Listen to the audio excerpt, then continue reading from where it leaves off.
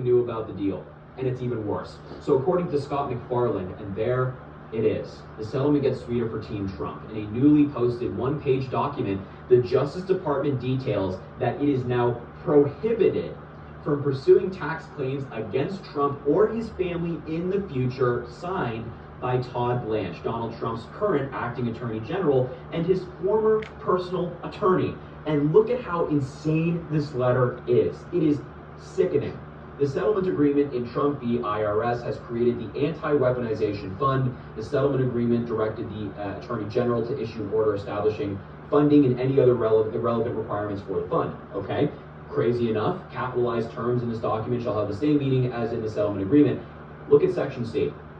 Just look at this. The United States releases, waives, acquits, and forever discharges each of the plaintiffs from and is hereby forever barred and precluded from prosecuting or pursuing any and all claims, counterclaims, cause of actions, appeals, or requests for any relief, including injunctive relief, monetary relief, damages, examinations, or similar or related reviews, appeals, debt relief, yada, yada, yada. It goes on to say, essentially, that forever, the DOJ is barred from investigating Donald Trump's taxes, demanding that he pay back taxes that he hasn't paid, or just any review or prosecution surrounding Trump, his family, or his companies for unpaid taxes or tax-related matters.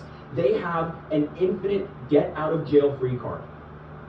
Donald Trump just gave himself a get-out-of-jail-free card for anything. So in the future, he could be committing a bunch of crimes and the DOJ can't do anything about it, and it's signed by Donald Trump's Attorney General, his own former attorney.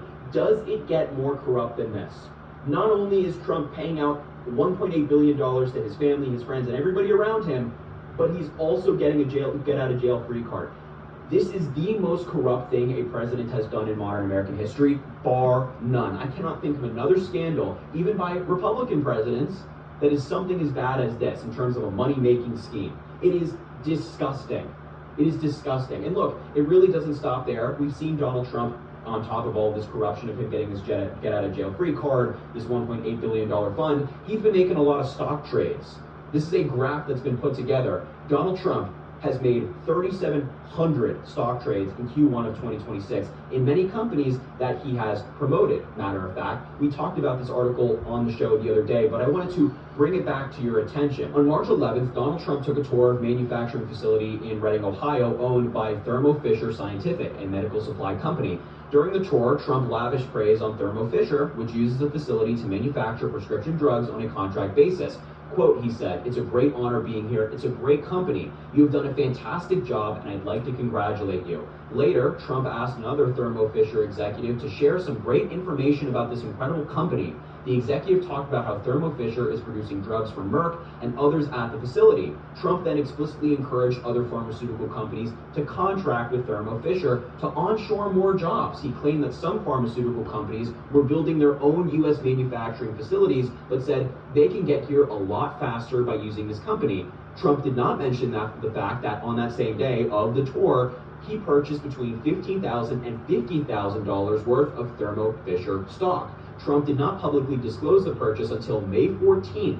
It was listed on page 38 of a 113-page document cataloging Trump's stock purchases in 2026. He also purchased $51,000 and $115,000 worth of that same stock about 1 month before his visit on February 12th. He made another purchase of Thermo Fisher valued between $15,000 and $50,000 on March 2nd. So at the time of Trump's effusive remarks about the company, he had purchased more than $200,000 worth of the company's stock.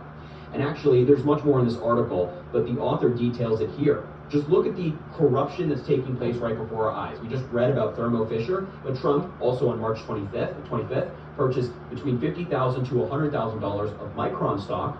Then on March 26th, the next day, Trump called into Fox News and said he just met with Micron CEO and calls Micron one of the hottest companies. On February 10th, Trump purchased $1 million to $5 million in Dell stock. And then on February 19th, Trump told an audience to, quote, "go out and buy a Dell computer," saying the company makes phenomenal products, He is juicing the stock. This is market manipulation right in front of our eyes. He is stealing, he is committing crimes, and the Republicans do not care. He is stealing from taxpayers, he's stealing from investors, and he's getting get-out-of-jail-free cards. The corruption is so much deeper than I think anybody predicted for this administration. It is so much worse than we thought. And I'm ranting right now, I'm fired up, I'm pissed off, but this cannot fly. It cannot fly.